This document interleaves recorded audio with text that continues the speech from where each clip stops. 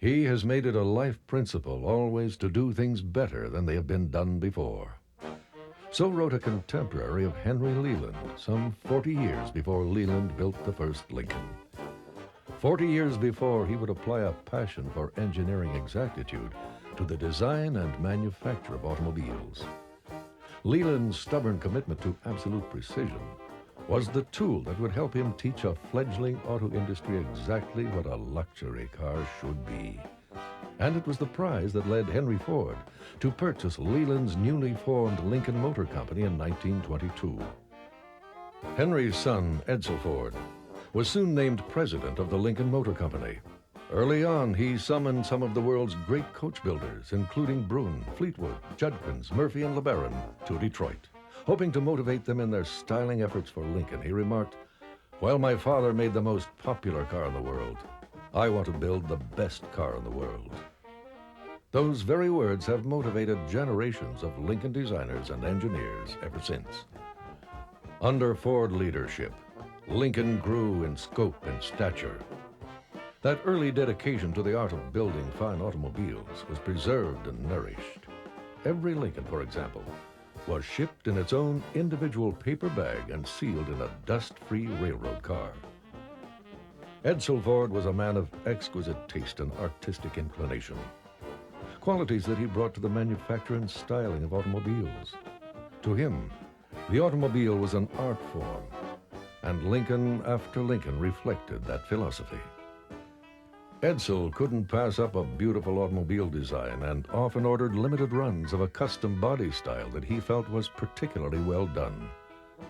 His influence ensured that Lincolns were recognizable and distinctive in the powerful imagery of their tall nickel-plated radiator shells, in their striking Greyhound hood ornaments.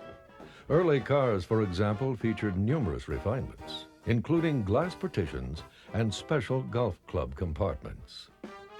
In the 1930s, an era that marked the extinction of many luxury marques, Lincoln continued to build on its unique heritage. Its flagship was the magnificent K-Series. Born in 1931, the K-Series of Lincoln automobiles featured some of the most spectacular cars the world had ever seen, and some of the most advanced engineering the world had ever seen, including the V12 engine, aluminum cylinder heads, power brakes, and much more. In celebration of the K-Series' first birthday, the KB was chosen as pace car for the 1932 Indy 500. The K would soon prove as durable as it was beautiful and innovative. In fact, some K-Series V12 engines were driven for over 300,000 miles without replacement of the bearings or turning of the crankshaft. Design was a Lincoln hallmark, so in 1933, Edsel Ford established a new styling department. 2 years later, the Zephyr was ready for introduction. It was revolutionary, a true design breakthrough.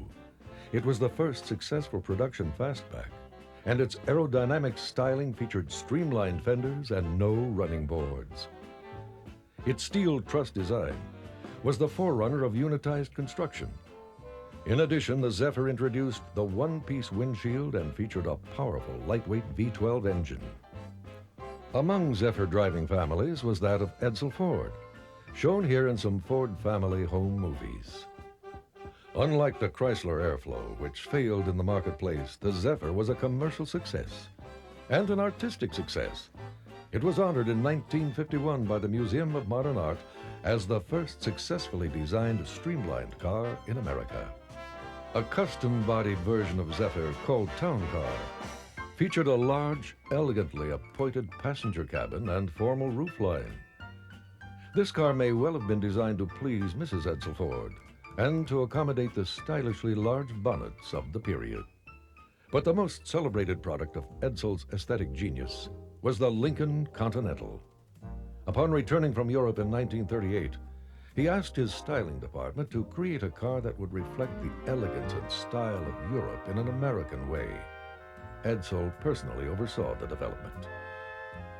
The first prototype was delivered to Edsel in Hobe Sound, Florida in 1939, and was so well received that Edsel returned with 200 blank check orders. The car was immediately put into production. Continental was a masterwork of automotive styling, a symphony of gracefully arcing curves. Each Continental was essentially handmade. The 1941 model featured a safety innovation, turn indicators. Edsel Ford's death in 1943 marked the end of an automotive age. His genius and refined taste had inspired some of the most beautiful, most innovative automobiles that the world had ever known. In 1945, Henry Ford II, Edsel's oldest son, became president of Ford Motor Company. Henry vowed that his father's favorite automobile would continue to distinguish itself as the company's flagship brand. In 1949, Benson Ford became general manager of the Lincoln Mercury division. He soon helped revive one important element of the Lincoln luxury image, performance. An all-new V8 engine introduced in 1952 enabled Lincoln to dominate the 2,000-mile Pan Am race in 52, 53, and 54.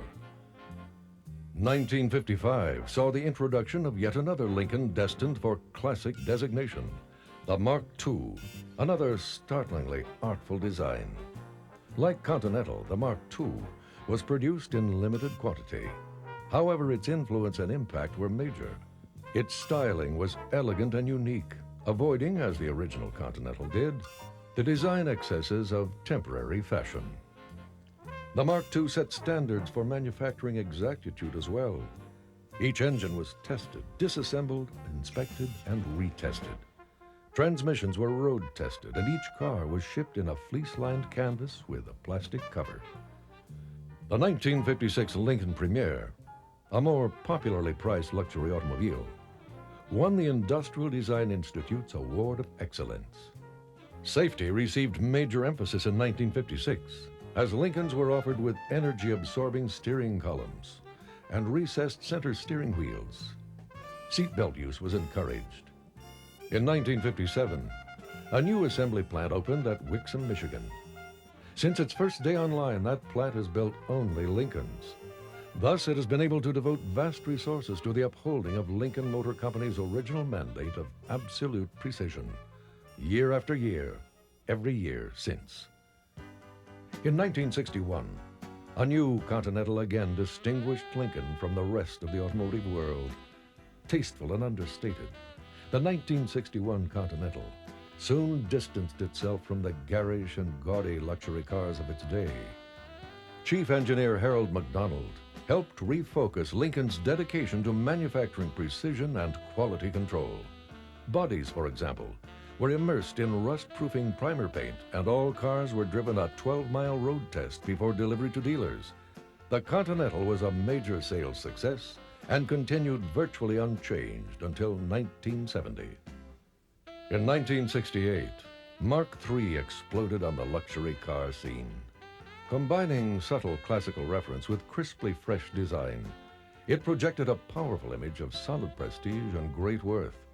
Within months, its bold square grille and Continental hump came to signify the best that Detroit or the world had to offer.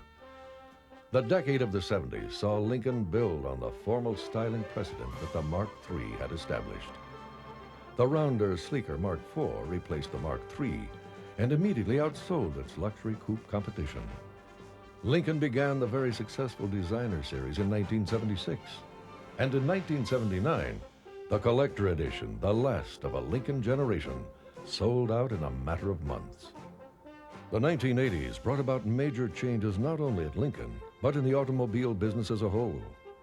In response to the need for increased fuel economy, Lincoln introduced in 1980 the first completely new Continental in a decade. This trimmer version featured an efficient 5-liter V8 and the industry's first 4-speed automatic overdrive transmission. Other Lincoln innovations of the early 1980s include the industry's first electronic instrument panel message center in 1980 and nitrogen pressurized shock absorbers, an industry first in 1982. Big, bold, and brawny, the 1984 Mark VII muscled its way to the head of the personal luxury car market, and once again underscored the styling and engineering leadership of Lincoln. Lincoln had a stirring new design that was unlike anything the competition was offering. A mighty and sure-footed road machine, the Mark VII offered innovative features such as an electronically controlled air suspension system, an industry first. Yet the most notable styling achievement of the 1980s belongs once again to the Continental nameplate. Taking design cues from the original Continental, the newest version captured much of that classic smoothness of line and beauty of form. Some would call it the most beautiful Lincoln ever built, and quite possibly the most beautiful automobile ever built. Like its predecessor, this Continental, which was introduced in 1988 and has been refined over the last several years, is an American interpretation of functional European style. An automobile of great technical sophistication, the new Continental offers a network of computers that control almost all driving systems, from steering to suspension to fuel injection, ignition, and anti-lock braking. The on-the-road result is masterful. The contemporary transformation of the Lincoln model line was completed with the launch of the 1990 Town Car, a car whose aesthetic and functional roots can be traced at least to the Town Car of 1940. In this latest Town Car, Lincoln designers and engineers were able to incorporate the aerodynamic purity and sleek styling of recent Lincoln products, without sacrificing Town Car's singular position as a car of expansive dimensions and unparalleled comfort. The automobile was recognized as Motor Trend magazine's 1990 Car of the Year, the first luxury sedan in 38 years to win that award. With the introduction of the 1991 models, Lincoln further enhanced Town Car's on-the-road skill by fitting it with the first American-built overhead cam V8, a power plant of arguably unmatched smoothness and brilliantly crisp response. This 4.6-liter gem of an engine provides massive reserves of passing and accelerative power.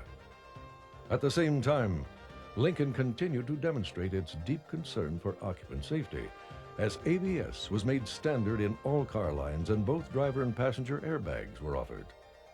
Today, Lincoln stands at the pinnacle of the automotive world, and Lincoln automobiles are more desired than ever before. Exactly what Edsel Ford had in mind when he charted Lincoln's course so many years ago. I want to build the best car in the world.